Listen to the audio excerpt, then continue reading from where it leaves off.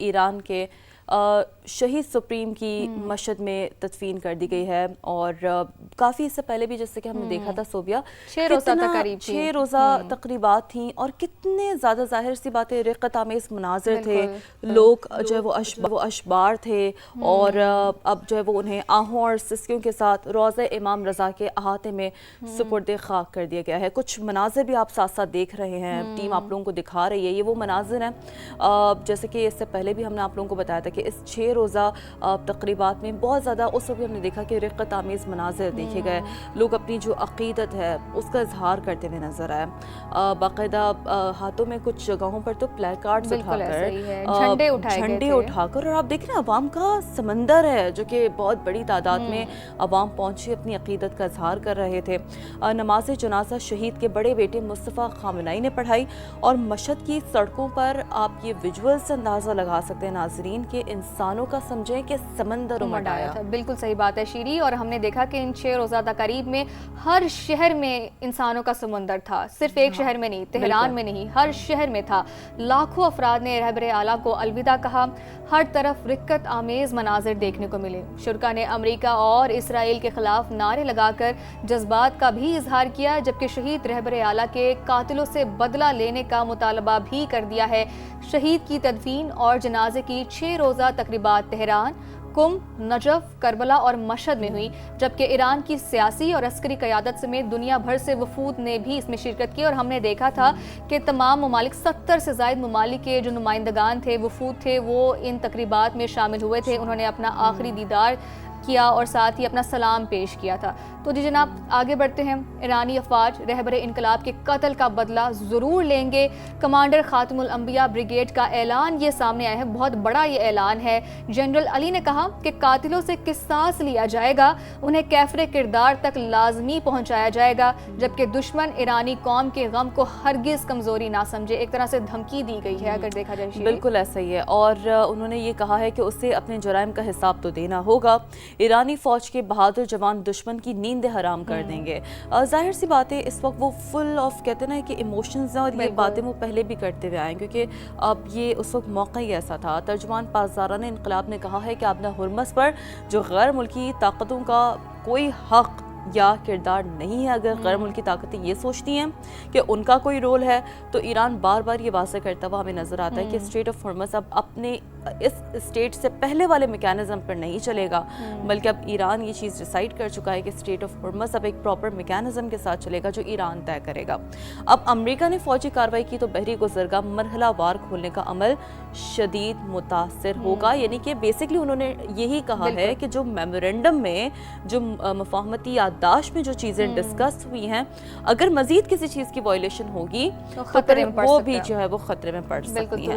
اب جی آبنہ ہرمز پر ایران کا کنٹرول نہیں، بحری گزرگاہ پر آمد و رفت امریکی نگرانی میں معمول کے مطابق جاری ہے۔ دیکھیں ایک جانب پاسداران انقلاب ایک بیان دے رہے ہیں، ٹھیک ہے، دوسری جانب سینٹ کام کا جو دعویٰ ہے وہ بھی ہم آپ کے سامنے رکھ رہے ہیں۔ سینٹ کام کا یہ کہنا ہے کہ حال ہی میں 55 تجارتی جہازوں نے بحری گزرگاہ عبور کی، 1,70,00,000 بیرل سے زائد تیل منتقل کیا گیا، اور غیر ملکی میڈیا کے مطابق امریکہ ایران تنازع کے حل کی کوششیں جاری ہیں۔ تو دونوں جانب سے بیانات کا سلسلہ، الگ الگ بیانات کا سلسلہ جاری ہے۔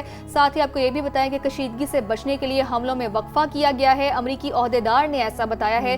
مفاہمتی یادداشت اب بھی قائم ہے، فی الحال سفارتکاری کو موقع دے رہے ہیں، جو کہ وقت کی بہت بہت ضرورت ہے، اور ضرورت پڑنے پر حملوں کے لیے پوری طرح سے تیار ہے۔ وہی جو شیری ہم نے پہلے بات کی تھی کہ بیانات کا سلسلہ جاری ہے، سخت بیانات کا سلسلہ دونوں جانب سے جاری ہے۔ ایک طرف ایموشنز بہت زیادہ ہیں، یا ہم کہہ سکتے ہیں کہ دونوں جانب ایموشنز بہت زیادہ ہیں۔ ایک طرف سائیکالوجیکل وار اس کی جانب جایا جا رہا ہے، لیکن دوسری جانب ایموشنز بہت زیادہ جسے کہہ سکتے ہیں کہ حاوی ہو رہے ہیں۔ ہم امید یہی کرتے ہیں کہ ایسا نہ ہو۔ چلے جی آگے بڑھیں گے اور بات کریں گے قطر کے وزیر اعظم مشرق وسطیٰ میں کشیدگی کے خاتمے کے لیے متحرک ہو چکے ہیں۔ شیخ محمد بن عبد الرحمن الثانی نے ایران، سعودی عرب، UAE اور عمان کے وزراء خارجہ سے رابطے کیے ہیں، اور کہا جا سکتا ہے کہ یہ بہت ہی اہم رابطے ہوئے ہوں گے۔ رہنماؤں نے فریقین پر کشیدگی کم کرنے اور اس کے علاوہ جامع معاہدے تک پہنچنے پر بھی زور دیا، جبکہ قطری وزارت خارجہ کی کویت، اردن اور بحرین میں ایرانی حملوں کی مذمت سامنے آئی ہے۔ हमसाया ममालिक के दिफाई इक़दामात की हिमायत का अयादा भी किया है। तो यही देखा जा रहा है कि सालिसी की कोशिशें दीगर ममालिक की जानिब से जारी हैं और बहुत ज़रूरी है। देखिए इसमें पाकिस्तान ने तो अपना बहुत प्रोमिनेंट रोल पहले भी अदा किया है और इस वक्त मामलात को इसी वक्त सेटल कर लेना बहुत ज़रूरी है, रादर कि हम देखें कि खुदा न ख्वास्ता पहले जैसी सिचुएशन हो और जो मामलात हैं वो बिल्कुल हाथ से निकल जाएं। अब जी रूस ने अमेरिका और ईरान के दरमियान कशीदगी के मुनसिफाना हल पर भी जोर दिया है।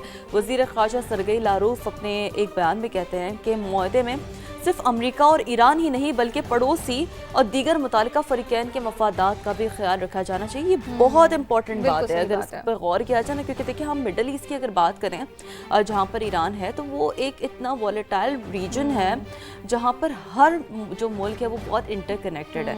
और ये हमने इससे पहले भी देखा है कि किसी एक मुल्क पे भी अगर कोई होता है, ठीक है, कोई हमला होता है, कोई परेशानी होती है, कहते हैं ना कि मशरिक़ वस्ता मिडल ईस्ट का थोड़ा सा अगर हम मैप भी देखेंगे तो वो बहुत ज़्यादा एक तरह से इंटरकनेक्टेड है। और फिर जाहिर सी बातें हमें सबको पता है कि स्ट्रेट ऑफ हॉर्मुज़ कितनी अपनी अहमियत जो है वो रखता है और ख़ुसूसी तौर पर पूरी दुनिया का ट्रेड इससे मुतासिर होता है, पूरी दुनिया का, क्योंकि आपके पास ना ग्लोबल सप्लाई चेन, अब जाहिर सी बात है उसमें भी अब जिस हद तक ईरान का एक रोल है वहीं पर जो दीगर ममालिक है जाहिर है उनका भी एक रोल है, ओमान का बहुत ज़्यादा, ओमान का बहुत स्ट्रॉन्ग से। और आप लोगों को याद होगा कि इससे पहले भी स्ट्रेट ऑफ हॉर्मुज़ के मामले पर ईरान शामिल हुआ था, ईरान जो है वो इस हवाले से नेगोशिएशंस वाले पूरे मरहले में भी इंक्लूड हुआ था। तो ये बयान सरगई लारूफ का बहुत इंपॉर्टेंट है कि इसमें सिर्फ अमेरिका और अगर हमें लगता है कि ईरान तो इंपॉर्टेंट कंट्रीज हैं तो इट्स नॉट द केस। अब उन्होंने ये भी कहा है कि कशीदगी से कई ममालिक और जो आलमी मईशत है वो मुतासर हो रही है।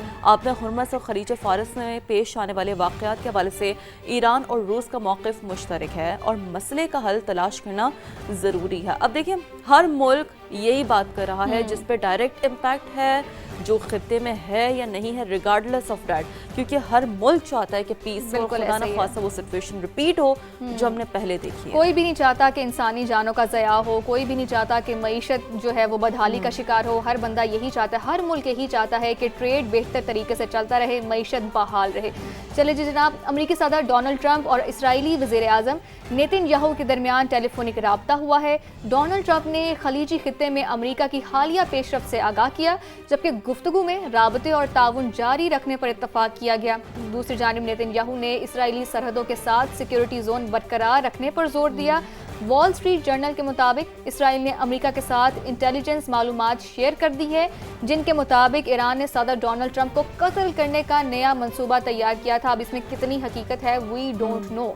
अमेरिकी सदर ने गुज़िश्ता रोज़ मीडिया से गुफ्तगू में खुद पर हमले का शुबा भी जाहिर किया था। अब इस तरह की बहुत सी चीज़ें जो हैं वो सामने आ रही हैं। वी डोंट नो कि किसमें क्या हकीकत है क्या नहीं है, अनलेस और अनटिल कोई इन्वेस्टिगेशन सामने आती है। बिल्कुल ऐसा ही है। और देखिए ना, आपको याद होगा कि कल भी हम यही बात कर रहे थे कि ये बड़ा एक इम्पॉर्टेंट, जब हम बात करते हैं अमेरिकी सदर डोनाल्ड ट्रंप की, कि ट्रंप इज़ बीइंग ट्रंप की जानिब से इस तरह के जो बयानात हैं और जो ये राब्ता तो खैर अहम है ही, क्योंकि जाहिर सी बात है इस पर बहुत हद तक जब भी हम देखते हैं कि कुछ हमले होते हैं, कुछ इस तरह की भी चीज़ें होती हैं, तो फिर होता यही है कि जी इसराइल ने हमसे तो नहीं बात की, बिल्कुल अमेरिका को तो उसका इल्म नहीं था।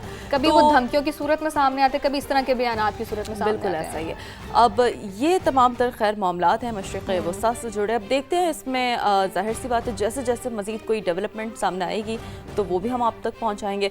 पाकिस्तान के हवाले से आप लोगों को बता देते हैं, थोड़ा सा पाकिस्तान की मईशत की बात कर लेते हैं। अब आलमी बैंक ने पाकिस्तान के लिए 37 लाख डॉलर जो कर्ज है उसकी मंजूरी दे दी है। 37 लाख डॉलर से ज़ायद कर्ज है, इसकी एग्जैक्ट 37 करोड़ 59 लाख डॉलर कर्ज की मंजूरी दे दी गई है आलमी बैंक की जानिब से। और मौली मामलत बिजली की तरसील का निज़ाम बेहतर बनाने पर खर्च की जाएगी ये जो रकम है, और इस रकम से कौमी जो पावर ग्रिड है उसे जदीद बनाने का मंसूबा शुरू किया जाएगा। बहुत इंपॉर्टेंट है ये। अब बात करेंगे, ब्यूरो चीफ शकील अहमद साहब में ज्वाइन कर चुके हैं। शकील अहमद, आलमी बैंक ने पाकिस्तान के लिए 37 करोड़ 59 लाख डॉलर कर्ज की मंजूरी दे दी है, कितना इंपॉर्टेंट है ये? मजीद आपके पास क्या डिटेल्स हैं? ये अहम मंसूबा है। ये माली मामले है, बिजली की तकसीम का निज़ाम बेहतर बनाने पर खर्च की जाएगी और कौमी पावर ग्रिड को जदीद बनाने का मंसूबा शुरू किया जाएगा। इस मंसूबे से बिजली की बंदिश में कमी लाने में मदद मिलेगी और वर्ल्ड बैंक का ये भी कहना है कि हवा से पैदा होने वाली बिजली जो है 640 मेगावाट बिजली कौमी ग्रिड में शामिल होगी। मंसूबा काबिल तजदीद तवानाई के फ़रोग में अहम किरदार अदा करेगा और मनसूबा घरेलू सनती और तजारती सार्फिन को बेहतर बिजली फराहमी में मुआवन साबित होगा। साथ ही कहा गया है कि जदीद ट्रांसमिशन निज़ाम में बिजली की लागत कम करने में भी मदद मिलेगी और पाकिस्तान में बिजली के निज़ाम को मौसमियाती तब्दीलियों के मुताबिक मजीद महफूज बनाया जाएगा। मनसूबे से हर साल तकरीबन 8,32,000 टन कार्बन अखराज में कमी आएगी और मनसूबा हुकूमत की पावर सेक्टर इस्लाहात को भी तक़वियत देगा और वर्ल्ड बैंक 10 साल तवानाई प्रोग्राम के पहले मरहल के लिए फंडिंग फराहम करेगा। तो इब्तदाई तौर पर ये जो 37 करोड़ 59 लाख डॉलर की फंडिंग है उसकी मंजूरी दे दी गई है वर्ल्ड बैंक की जानिब से। ठीक है, अपडेट्स के लिए शुक्रिया आपका शकील।